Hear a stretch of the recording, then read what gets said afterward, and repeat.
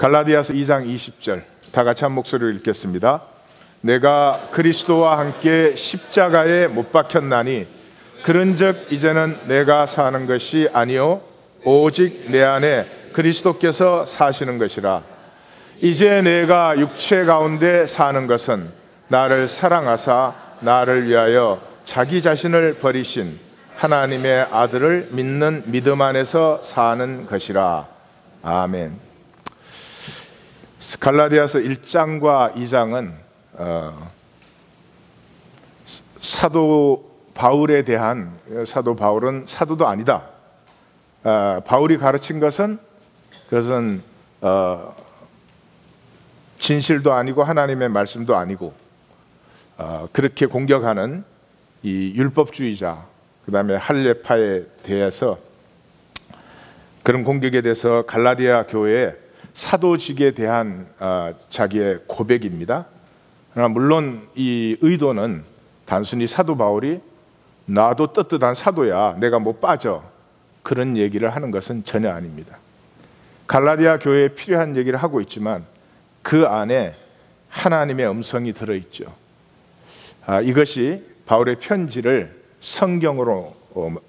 성경이 되게 한 것이죠. 그래서 1장을 다시 한번 정리를 합니다.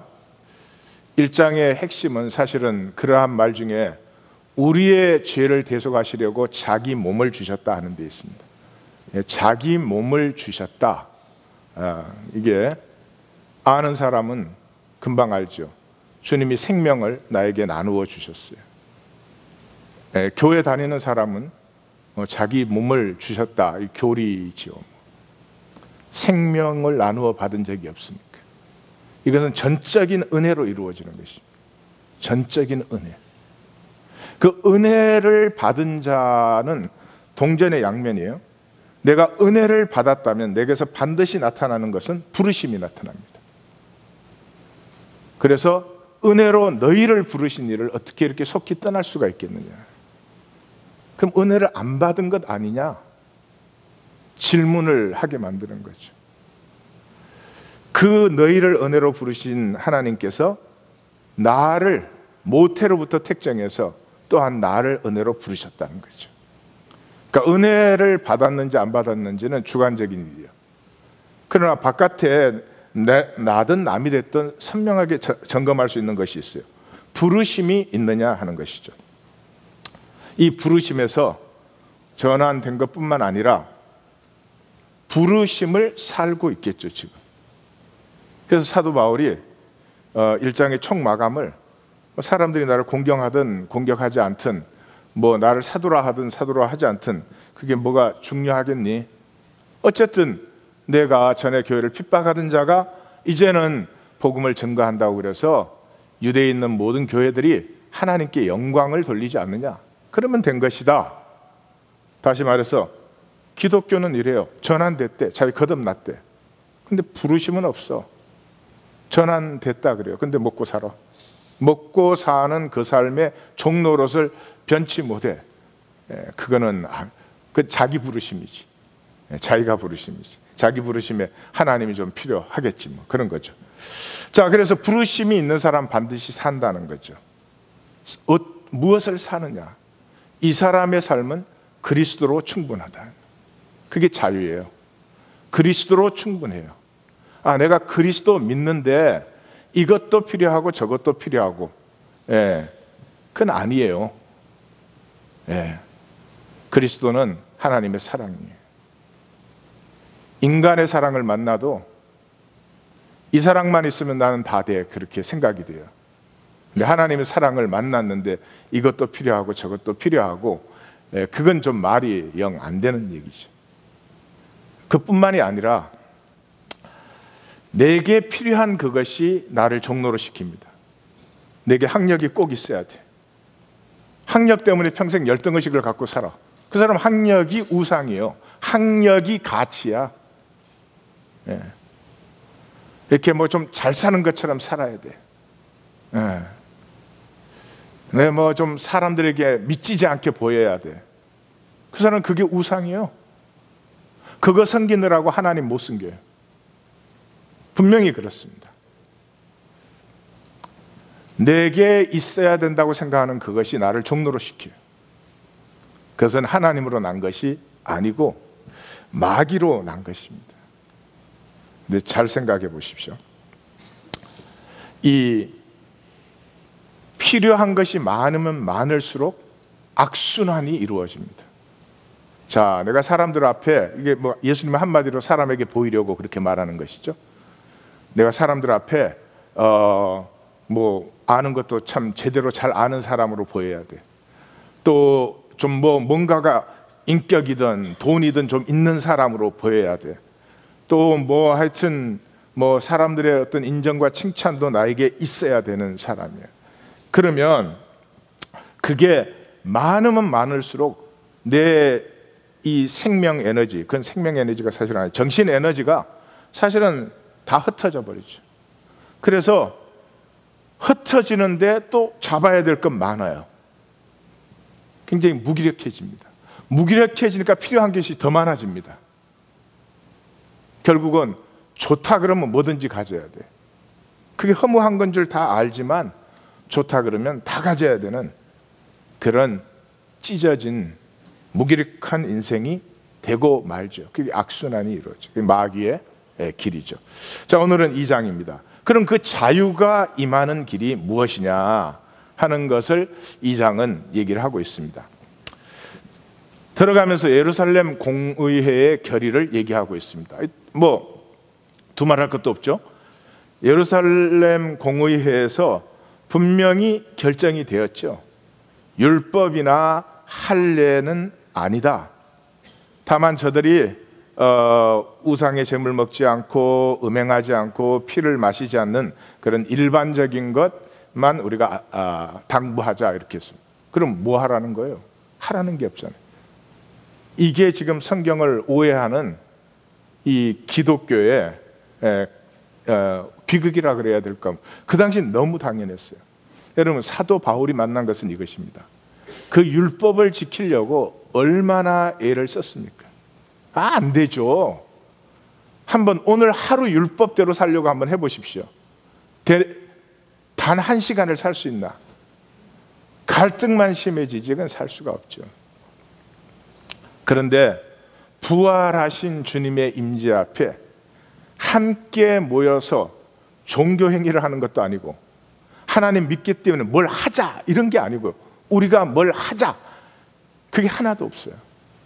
그냥 하나님 앞에 용납된 자들로 만나서 같이 식사를 나누어요. 그것에 성령이 있기 때문에 가슴이 열리고 삶이 열리고 나누어지고 격려와 위로와 사랑이 나누어지고 내 안에 있는 저주인데 나는 그게 저주로 내 안에 있는 줄도 몰랐던 것이 방언으로 터지면서 그냥 그것을 다 뿌리채 뽑아버리는 것이죠. 생명. 타락 이전에 하나님이 창조했던 생명의 그 씨앗이 싹트 나오기 시작하는 거예요.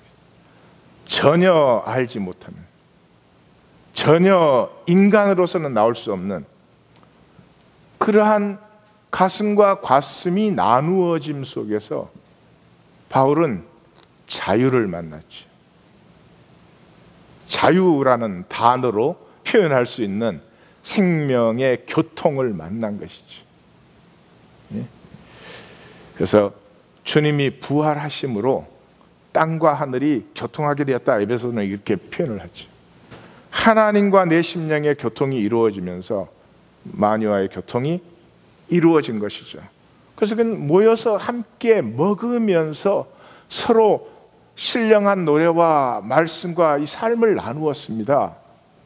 그게 너무 예수 이름으로 모인 사람들은 그걸 한 거예요. 종교행위라는 건 일절 없었습니다. 아니, 종교행위를 할 때도 있었죠. 예루살렘 교회 초기에는 성전으로 올라가서 그러한 순간에도 그들의 삶은 안전병이와 나누어지고 있었습니다. 그러니까 이거를 우리가 어떤 종교행위를 어떻게 해야 되느냐로 이렇게 세상의 2000년을 바꾸어 가지고 온갖 짓을 다 했잖아요. 온갖 짓을 다 했는데 성경 말씀은 만난 적이 없어요. 예. 그러니까 구하고 찾고 두드림이 없으면 그냥 내가 만든 종교를 내가 열심히 믿는 거예요. 14년 후, 그게 뭐예요? 다소에서 10년 있었죠. 그 다음에 안디옥에 가서 1년 있었죠. 1차 여정 2년 걸렸죠. 그러면 만 13년이죠. 그게 중간에 시간들 하면 14년이죠. 유대식으로. 그래서 계시를 따라 올라갔다. 그 예루살렘 올라갈 때 내가 무슨 내가 사역한 거 인정받아야 돼. 그래서 올라간 게 아니라는 거죠. 예. 계시를 따라 올라갔다. 하나님의 복음의 진리를 위해서 올라갔다. 뒤에 보시면 알 거예요. 그런 말이에요. 그리고 유력한 자들에게 사사로이 내가 얘기했다. 사사로이 얘기했다는 말이 15장 우리 나눌 때 기억나시는지 모르겠지만 먼저 당회로 모였다. 제가 그렇게 했어요. 물론 그땐 당회가 없었습니다. 사도와 장로들, 그 말씀대로 사도와 장로들이 먼저 모였다. 거기에서 많은 변론이 있었는데 변론 후에 베드로가 결론을 내렸죠. 예? 동일하게 주 예수의 은혜로 우리가 구원을 받는 것을 확증한다. 우리 조상이 구원 받았냐? 우리가 구원 받았냐? 안 받았잖냐? 그런데 전적인 은혜로 주님이 죽으시고 부활하심으로 우리에게 이 나타난 것, 어찌 그것을 우리가 보고 알고 있는 자들이 또 다른 소리 하겠느냐, 이렇게 됐죠. 그래서 이제 디도의 예를 들죠. 그때 디도가 같이 올라갔던 것 같아요. 그 본문에 디도가 간 건 안 나오죠. 헬라인이지만 할례 안 받게 했다. 왜냐 그러면 그 예루살렘 교회에 있던 이 유대주의자들이 거짓 형제들이 딱 디도 할례 받게 하면은 이게 건수가 딱 생기는 거 아니에요. 왜냐 그들이 우리의 자유를 엿보고 우리를 종사하려고. 지금 코이노니아가 이루어지고 있잖아요. 서로 나누고 있잖아요. 여기에 나누지는 않고 딱 들어와 가지고 종교 행위 갖고 이 과오 잡으려는 사람들, 여러분들은 잘 모르실 거예요. 저는 목회를 하니까, 교회를 개척하니까 수도 없이 옵니다.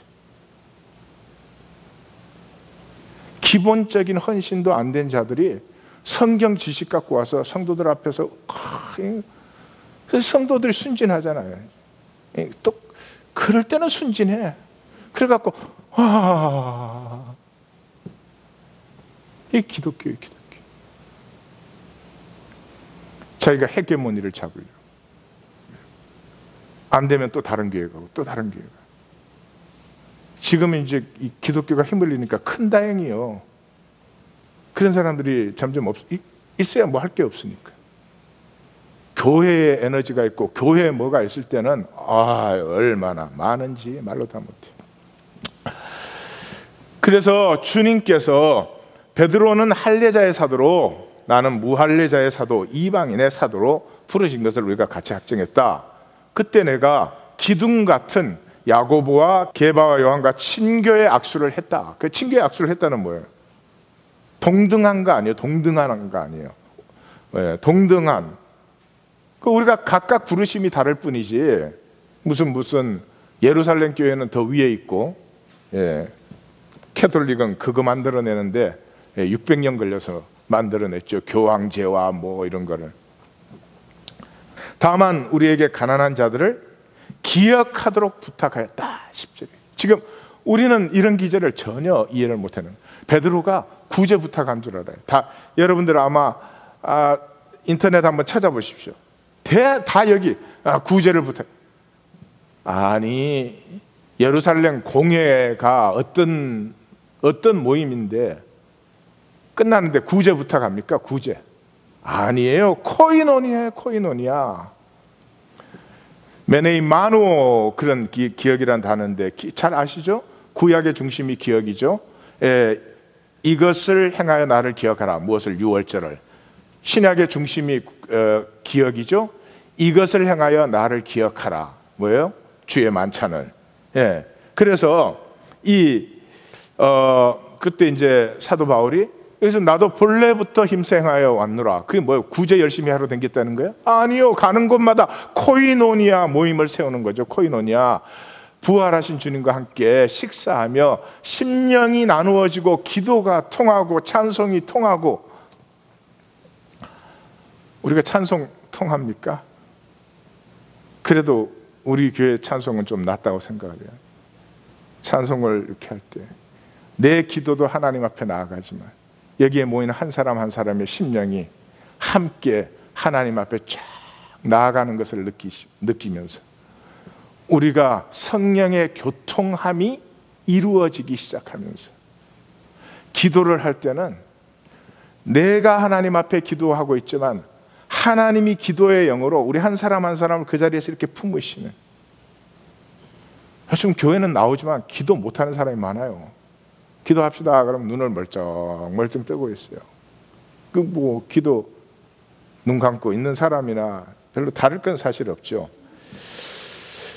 메네이마누, 이 메네이마누라고 하는 기억의 단어가 어디에 써졌는지 성경에서 보시면 여러 군데 있습니다만은 우리는 그래요. 똑같은 단어를 마태복음은 깨닫지 못하느냐 그랬고 마가복음은 기억하지 못하느냐 그렇게 했는데 5병이여 7병이여 기억 다음에 제자들이 또 이 바리새인들의 율법 가지고 왈가왈부를 하니까 너 기억 못해? 5병이여? 하나님 안에 우리가 같이 먹은 거 기억 못해? 이 똑같은 단어가 우리 사도행전 이제 또 3차로 들어가면 주는 것이 받는 것보다 복이 있다 하심을 기억하라. 에베소를 떠나면서 바울의 생애에 자기 전체를 던진 사역, 에베소 사역에서 에베소를 떠나면서 하는 말이 뭐예요? 주는 것이 받는 것보다 복이 있다. 이 뭐 하라? 이 구제하라는 겁니까? 아니요. 너희 가운데 이루어진 이 코이노니아를 지키라는 거죠. 그래서 복음은 코이노니아입니다. 예. 그 다음에 이제 게바를 베드로를 나무란 것이 나오는데 사람들은 여기 이제 게바를 나눌 정도로 사도 바울도 권위가 있다 뭐 이렇게 바울이 그런 말 하려고 성경을 읽습니까? 아니죠. 게바가 안디옥에 왔을 때 책망받을 일이 있었다. 그 뭐냐? 이방인과 코이노니아 하다가 아니 뭐 이미 고넬료 집에서 자기가 외모를 보지 아니하고 주님의 임재 안에서 이게 뭐 네가 무슨 뭐 로마인이 됐든 뭐 수구디아인이 됐든 그런 외모 상관없이 주님의 임재 안에서 우리가 한 성령으로 교통하는 그런 식사 나눔을 이미 했잖아요. 성령이 임하더라. 말씀을 전할 때 그랬잖아요. 그러니까 뭐 베드로는 이미 이방인과의 코이노니아가 이미 경험된 사람이죠.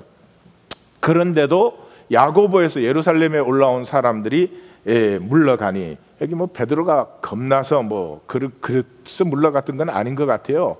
이 사람들이 자꾸 시끄럽게 구니까 예루살렘 교회 시끄럽게 굴고 가는 데마다 시끄럽게 구니까 이거 그 사람들하고 일일이 싸울 수도 없고 또 이게 자기가 먹은 거 가지고 또 뭐 온갖 시끄럽게 할 이 자질이 다분한 사람들 아니에요. 응? 옆에 한번 물어봐요. 시끄럽게 하는 자질이 있으시오? 제가 말씀을 가지고 목숨을 건 것처럼 이렇게 하니까 우리 하나님 교회가 무슨 뭐 인간적인 것으로 왈가왈부하는데 에너지를 쓴 적이 없지만 한번 생각해 보십시오.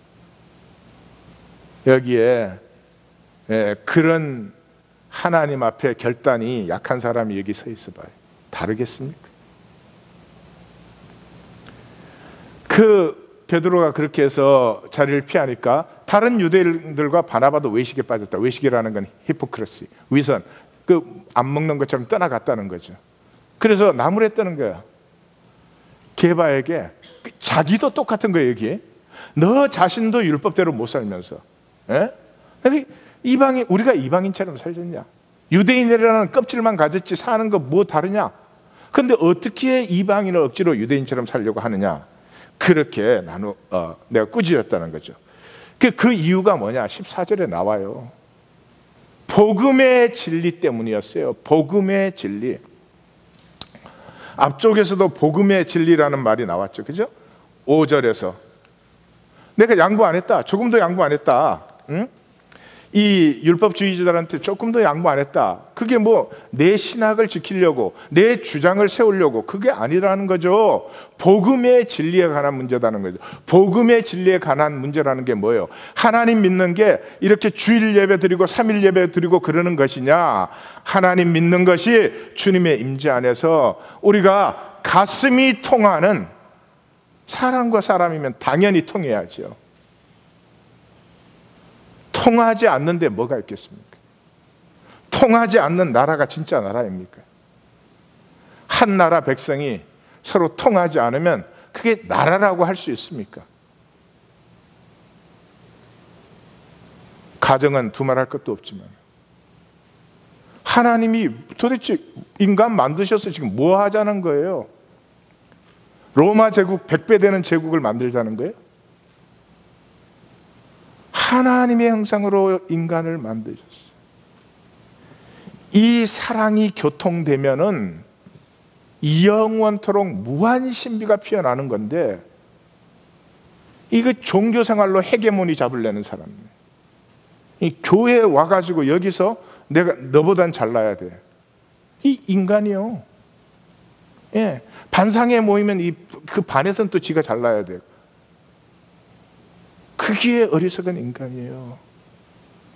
하나님의 형상의 인간은 이미 우주를 품고 있죠. 통함이 생명이에요. 통함이 복이죠.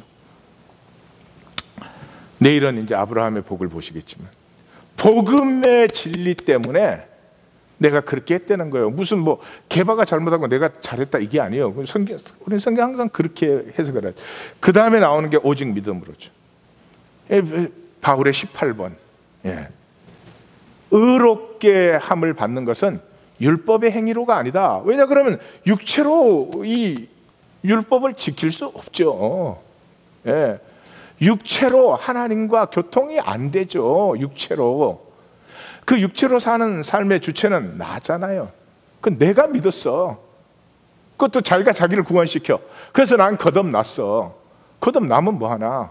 새 생명의 기쁨이 없는데 여전히 필요한 건 많아. 우상이 많아. 우상이 많다는 말은 여전히 열등의식이 많고 수치심이 많고. 우리 교회 성도님들 중에 제 눈을 똑바로 볼 수 있는 사람 있어요? 몇 초도 못 볼 거예요. 수치스러워서. 제 눈 보는데 뭐가 수치스러워요? 네? 자기 안에 있는 수치가 자기를 수치스럽게. 하나님 앞에 쓰시겠어요? 하나님 앞에 쓰시겠어요? 육체를 벗었을 때 하나님 앞에 못 쓰면 하나님 나라에서 나는 지옥을 누리는 것이고, 하나님이 반갑고 하나님이 친구가 되어 있으면, 하나님이 친구가 되어 있으면 하나님의 나라가 내게 천국일 것이고, 의롭다함을 어떻게 육체로 받을 수가 있어요? 단절된 내가 아무리 꼼수를 써도 그건 없어. 그리스도를 믿음으로. 그리스도를 믿는다는 말이 뭐예요? 그리스도께서 생명을 먼저 나누어 주셨잖아요. 그 생명 나누어 주신 예수님을 내가 받는 거죠. 요한은 영접하는 자 그렇게 말해요. 내가 받는 거죠. 받으면 내 생명도 분명히 나누어지죠. 내 생명 내가 지키려고 삽니까? 내 삶 지키려고 하나님을 믿는 사람들이 구름대 같이요. 구름대 같이. 얼마나 어리석어요. 하나님으로 자기 지킴 조금 도움은 되겠지. 그러나 유업과 약속의 부여를 누릴 수 있어요? 없어요? 안 되지. 하나님과 통함이 없으니까. 그래서 이제 사도 바울의 18번이잖아요. 그 사도 바울의 18번이 또 나와요. 만일 우리가 죄인이면, 자, 이 율법 하나도 안 지키고 이제는 생명 나누는 코이노니아에 사는 이것이 죄라면, 그럼 그리스도가 죄짓게 하는 자 아니냐? 그럴 수는 없다는 거죠. McGennett, God forbid 그런 다음에, 예, 그런 일은 천지가 뒤집어지고 하나님이 안 계시면 물론 가능할지도 모르지만 그런 일은 있을 수 없다. 이 신약 성경에 15번 나오는 말인데 사도 바울이 14번을 쓰는 말이 결코 그럴 수 없느니라. 또 다시 또 강조를 해요. 이 중요한 거죠. 사도 바울은 굉장히 중요한 거죠. 이렇게 되면은 만일 헐었던 것을 내가 다시 세운다면, 그럼 헐었던 걸 다시 세우면 헐었던 것이 잘못되었든지 다시 세우는 것이 잘못되었든지 둘 중에 하나가 잘못된 거 아니냐? 그럼 내가 범법한자지. 그럴 수 있느냐는 거죠. 아니라는 거죠. 그래서 이 위대한 결론이 던져집니다. 19절에서 율법에 대하여 죽었나니, 죽었나니, 이거 아닙니다. 조금씩 죽어가. 언젠가는 죽겠지. No. 죽어야 돼요. 단절이에요. 죽어야 하나님에 대해서 살아요. 예. 옆에 분에게 말씀을 하세요. 죽어가느라고 고생하지 말고 죽읍시다.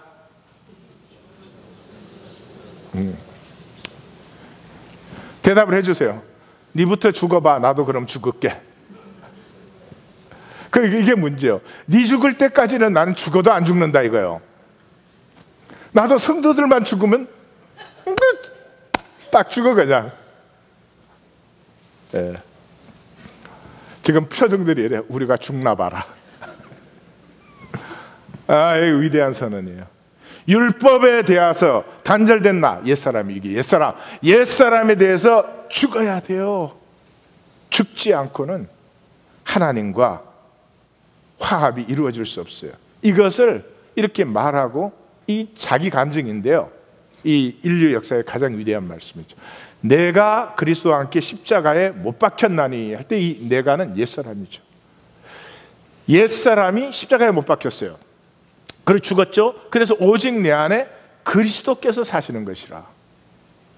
딱 지금으로부터 1년 전에 속사람이 시작되었습니다. 속사람 시작될 때 저 첫 마디가 뭐예요? 그리스도가 속사람이요. 내 속사람이 아니고, 우리는 내 안에 있는 이너 사이킥이 속사람이고 이 바깥에 이거는 겉사람이고 이렇게 생각을 해요. No, 성경은 내 안에 있는 그리스도가 나의 속사람이에요. 그 그리스도가 뭐를 해요? 이제 4장에 가시면 만나겠지만 그리스도의 형상을 이루기까. 이게 뭔 줄 알아요? 엄마 뱃속에 애가 잉태가 되면 처음에는 엠브리오예요. 엠브리오. 이 단세포예요. 이거는 파충류도 될 수 있고 어류도 될 수 있고 조류도 될 수 있고, 요즘은 과학이 발달돼서 우리가 인터넷만 들고 다 볼 수 있잖아요. 그 과정을 다 지나요. 그래서 이게 사람의 형상이 돼서 사람으로 출발할 수 있는 이 출발 준비가 되었을 때 출생을 합니다. 엄마 뱃속에서 그게 저절로 이루어집니까? 이게 기적 중에 기적인데 저절로 이루어집니까? 저절로 안 됩니다. 하나님의 생명 법칙이 그걸 하고 있는 것 똑같아요. 우리의 영적으로도 똑같아요.